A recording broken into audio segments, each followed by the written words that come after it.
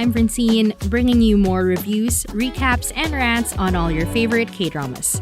This is Dramabuds, an anime podcast. So hello everyone, welcome to today's episode of Dramabuds. Quick updates on my currently watching list. My Dearest is on hiatus. Part 1 was so good. I'm scared but excited for part 2. Moving, yep, still best drama of the year, I think.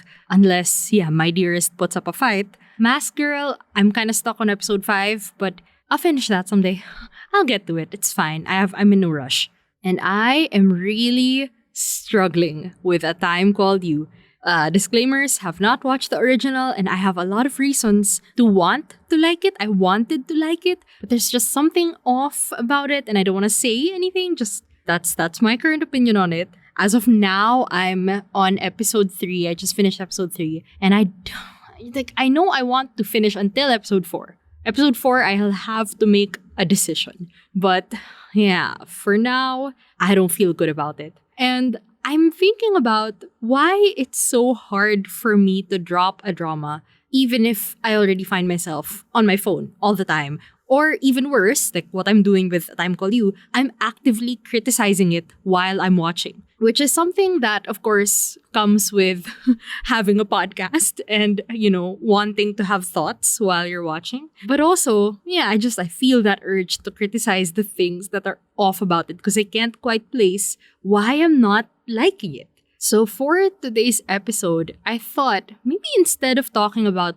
why we drop shows, which could be for general concerns about plot, characters, theme, whatever, acting, directing, music, or even just like the silliest, smallest, pettiest reasons. Like you don't like this one storyline, you don't like the color of the filter, like people would call it love, or you don't like the voice of the leads, you don't like hearing them talk, or there's an actor that you just don't want to see anymore. I don't know, man.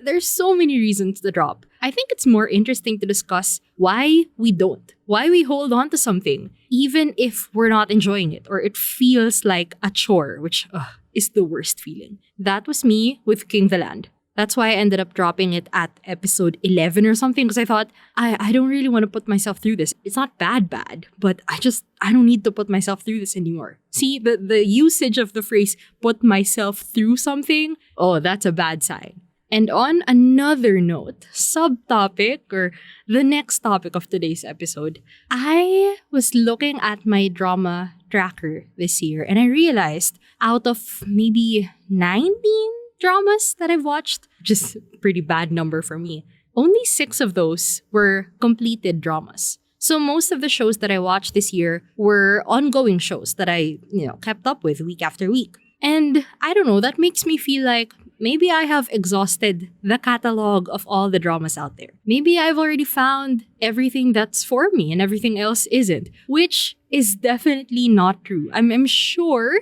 there are hidden gems out there that I haven't tried or I refuse to try for some reason. And I also need to force myself a little bit to try things out. So I want to watch as many dramas as I can. And the most frustrating thing is, I want to watch something. I want to watch something so bad. But because I'm already caught up on all my ongoing shows, I'm left staring at my never-ending plan to watch list, which exists, but I just refuse to pick. So I just need a little push.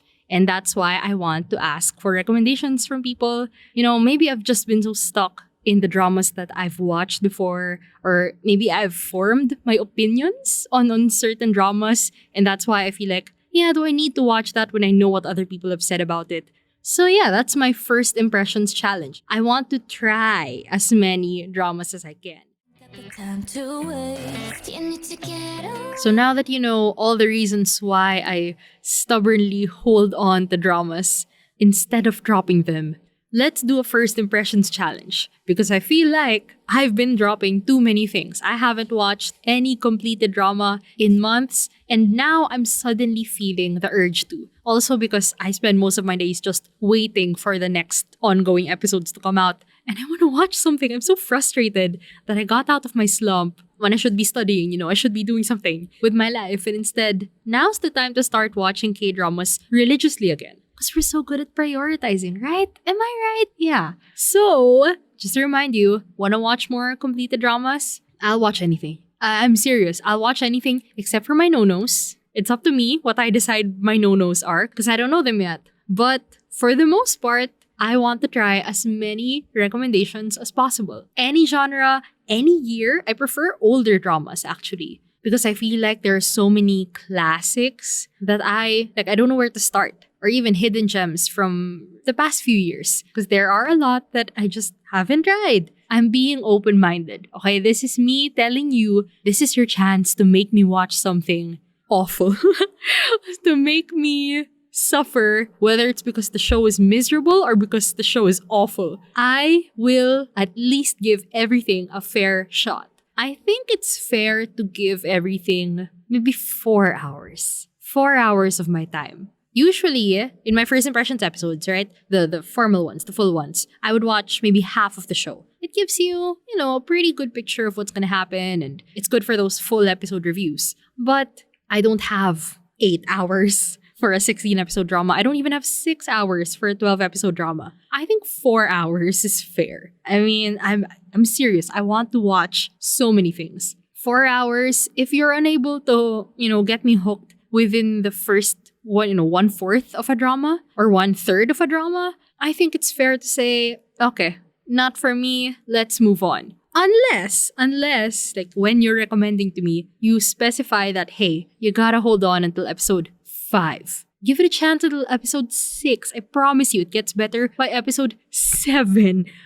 Fine. If you tell me to hold on until before the halfway point, just a little bit. If you tell me to hold on for a few more episodes past, the 4th episode, fine. I'll take your word for it. But if you tell me that it starts really getting good in episode 12 out of 16, I will have to, I think that's a no-no for me, okay? I don't have 12 hours. Think about it in hours, okay? I don't have 12 hours. But 4, 5, 6, 7, fine. I'll take your word for it, but you have to tell me because otherwise everyone gets 4 hours at least. So I'll watch as many as I can until maybe the 2nd or 3rd week of October. Let's see when I can do, a full first impressions, very rapid fire, quick thoughts first impressions episode on every completed drama that people have recommended to me. I'll do it. Also, if you think there's a drama I mentioned before that I said I dropped it or I wasn't really feeling it, if you think I should give something a second chance and hold on, like if I stopped at episode 2, you think I should have held on until episode 4 or 5, please, by all means, force me to give something a second chance. There may have been dramas that I dropped too soon. So yeah, that's fair. Fine. This is really your chance to put me through whatever hell or heaven that you think I should experience. And yeah, I will see you in about a month or so with all my rapid fire thoughts on every drama that I'm able to finish by then.